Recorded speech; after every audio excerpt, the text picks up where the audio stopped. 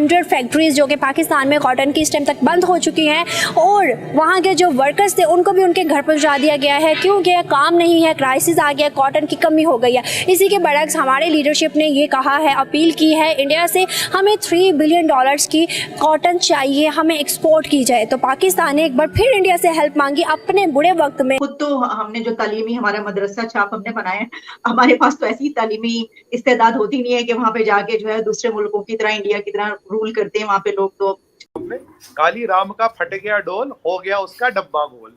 अब जो डोल नगारे बजने वाले थे, बजाने वाले की डोल ही फट गए कि अभी कॉटन के लिए जैसे हमने $3 बिलियन का कहा है, आपको लगता है कॉटन हमारे मुल्क में वो अब दोबारा भेजेंगे? इस इंसल्ट भी होती है।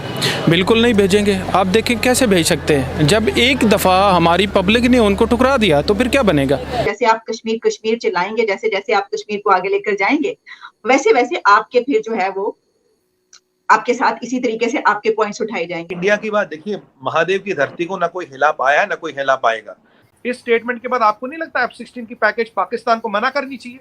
भाई हमें नहीं चाहिए तुम्हारा F-16 का पैकेज, तुमने हमें समझ क्या रखा है? यहाँ F-16 दे तो यहाँ कह रहे हो टेररिस्तान हो तुम, तुम्हारे टेररिस्टों का सबसे बड़ा ग्रुप है। तो इनको ये बिल्कुल जो करंट हुकूमत है उनको बिल्कुल मना करना चाहिए और वाज़े तौर से डिनाई करना चाहिए, हमें तुम्हारा कोई पैकेज नहीं चाहिए। मुस्लिम को यहाँ पे अपना फ्यूचर नज़र नहीं आ रहा।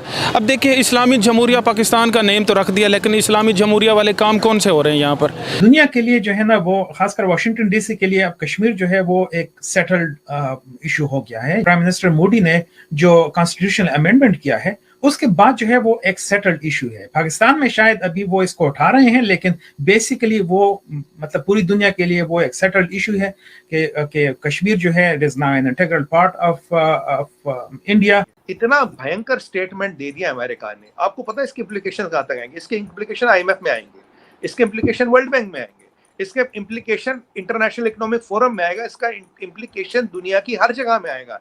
ये इस स्टेटमेंट को आइसोलेशन में मत दीजिए। अब जयशंकर को एक अच्छी खासी छड़ी मिल गई जिससे वो ब्लिंकन की पिटाई करेंगे कि भाई तुम्हारा प्रेसिडेंट खुद कहता है कि पाकिस्तान डेंजरस है, फिर तुम उसको उनके आर्मी चीफ को एक हफ्ते तक क्यों खैरखाई की? राम का फट गया डोल, हो गया उसका डब्बा गोल।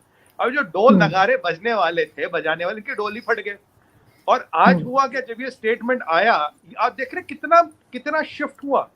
मतलब 2 दिन में जो एक परसेप्शन बनाया गया, भारत को हमने पछाड़ दिया, हमने जी रिलेशन सुधार दी। मैं तो कह रहा हूँ इससे अच्छी रिलेशन तो इमरान खान के टाइम में थी। इमरान खान याजी के टाइम में इतनी खराब स्टेटमेंट तो यूएस ने नहीं दी थी। हाँ, 2019 में एक डिफेंस सेक्रेटरी ने यूएस के बोला था ऐसा, बट 19 के बाद अगर हम बात करें तो आज तक ऐसी कोई खतरनाक स्टेटमेंट आई नहीं। अब ये president of United states of America Joe Biden साहब खुद बोल रहे हैं, ये और कोई नहीं बोल रहा, जो बाइडेन साहब खुद बोल रहे हैं। बोले भाई ये हो गया आपके साथ, ये टेररिज्म और ये न्यूक्लियर बनता है, ये खतरनाक कॉकटेल बनती है।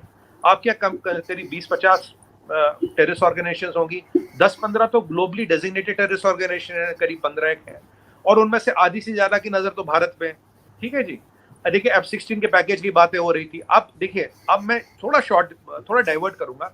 इस स्टेटमेंट के बाद आपको नहीं लगता F-16 की पैकेज पाकिस्तान को मना करनी चाहिए? भाई हमें नहीं चाहिए तुम्हारा F-16 का पैकेज, तुमने हमें समझ क्या रखा है? यहाँ F-16 दे तो यहाँ कह रहे हो टेररिस्तान हो तुम, तुम्हारे टेररिस्टों का सबसे बड़ा ग्रुप है। तो इनको ये बिल्कुल जो करंट हुकूमत है उनको बिल्कुल मना करना चाहिए और वाज़े तौर से डिनाई करना चाहिए, हमें तुम्हारा कोई पैकेज नहीं चाहिए। अब मुद्दे पे वापस आते हैं। सर अब इतना इतना सीरियस मत हो। अब ऐसा थोड़ी है कि ऐसा कुछ बोल देंगे तो हम पैकेज वापस कर देंगे, ऐसा कुछ नहीं होने वाला। लेकिन ये जरूर है कि मैं लास्ट में ये जरूर कहूंगी कि पाकिस्तान को इस पे बड़ा जबरदस्त किस्म का प्रोटेस्ट करना चाहिए। और जैसे हर एम्बेसी फ्रांस एम्बेसी के सामने पहुंच गए थे, फ्रेंच एम्बेसडर को कह रहे थे निकाल दो, तो इसी तरह से अमेरिकन एम्बेसी के सामने जाके भी भंगड़े डालने चाहिए और अमेरिकन एम्बेसडर को भी निकाल देना चाहिए। और जो IMF से या वर्ल्ड बैंक से पैसे लिए वो उनके मुंह पे नाम आ रहे हैं, अब ले लिए तो ले लिए, दफा करें, वापस ना करें। ये ज्यादा मेरे ख्याल में ज्यादा मुश्किल काम होगा। नहीं, मैं 2 चीजें और बोलूंगा। आपने अच्छी 2 चीजें बोली, 2 चीजें मैं ऐड करूंगा अपनी तरफ से। कल डिक्लेयर कर ली जो F-16 का पैकेज है, हमें तुमसे नीचे रखो अपना पैकेज। मतलब देखिए, आप सॉवरेन कंट्री बोलना चाहिए। और दूसरी चीज आप कल डिक्लेयर कर ले, मैं एक टेक्निकल पॉइंट बोलूंगा सीरियसली, अगर आपको डैमेज कंट्रोल करना और आपके इरादे ठीक है, आपके इंटेंशन बिल्कुल ठीक है, आप बताएं कि government of Pakistan and military of Pakistan takes the full responsibility of nuclear arsenal of Pakistan. अगर कोई भी कुछ हो हमारी गलती होगी and we commit NFU no first use, ये चीज बोल दीजिए 50% मसला हल्का हो जाएगा। कि अभी कॉटन के लिए जैसे हमने $3 बिलियन का कहा है, आपको लगता है कॉटन हमारे मुल्क में वो अब दोबारा भेजेंगे? इस इंसल्ट भी होती है। बिल्कुल नहीं भेजेंगे। आप देखें कैसे भेज सकते हैं, जब एक दफ़ा हमारी पब्लिक ने उनको ठुकरा दिया तो फिर क्या बनेगा? बिल्कुल नहीं है। नुकसान किसका है? नुकसान तो इसमें हमारी हुकूमत का है, गवर्नमेंट का है, पाकिस्तान का है, और किसका है? हमारे यहाँ से जो पाकिस्तानी है वो बाहर जाना चाहते हैं, लेकिन बाहर के लोग यहाँ नहीं आना चाहते। आप इसकी बड़ी एग्जांपल देख लें कि यहाँ से हिंदू माइग्रेट करते हैं, इंडिया से मुस्लिम को नहीं माइग्रेट करते। ये देखें, मुस्लिम को चाहिए, मुस्लिम को यहाँ पे अपना फ्यूचर नज़र नहीं आ रहा। अब देखिए, इस्लामी जमहूरिया पाकिस्तान का नेम तो रख दिया, लेकिन इस्लामी जमहूरिया वाले काम कौन से हो रहे हैं यहाँ पर? यही चीज़ है कि अब मुस्लिम जो गैर मुस्लिम है वो हमारे से बेहतर हैं, काम कर रहे हैं, लेकिन इधर इतनी अवेयरनेस नहीं है, क्या करें? ये डेवलपमेंट कैसे कर रहा है? अगर हम देखें 75 ईयर्स हुए हैं, 75 ईयर्स हमें हुए हैं। उनकी आबादी भी तो देखे कितनी है। डजेंट मैटर, आबादी अब मैटर करती है। क्वालिटी होगी, क्वांटिटी नहीं होगी, क्वांटिटी होगी, क्वालिटी नहीं होगी, तो आप चीज़ लोगे। अब देखें, अब उनकी पॉपुलेशन हमसे 3 टाइम्स या 4 टाइम्स ज़्यादा है, तो जब भी उनका कोई कंपटीशन होता है, तो अगर हमारे यहाँ पे 100 बंदे परफॉर्म करने वाले हैं तो उनका एटलीस्ट 1000 होगा। तो 1000 में जहाँ 100 में से एक बंदा निकलेगा, 1000 में से 20-30 तो निकलेंगे ही ना। मेरी बात सुने, एक बंदा ऐसा निकल है जो 20 या 30 100 को या 1000 को मात दे, तो निकलता नहीं है। निकलता तो है, ये तो फिर वही डेस्टिनी और गुड लक पे बात चली जाती है। अगर क्यों गुड लक क्यों बात चली जाती है? अब मेहनत करो, फल क्यों नहीं मिलता? ऐसे ही है।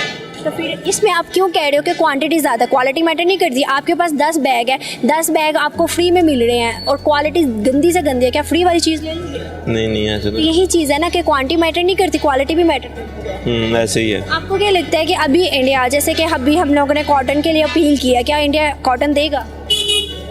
अगर इंडिया को अपना फ़ायदा नज़र आ रहा होगा तो ज़रूर देगा।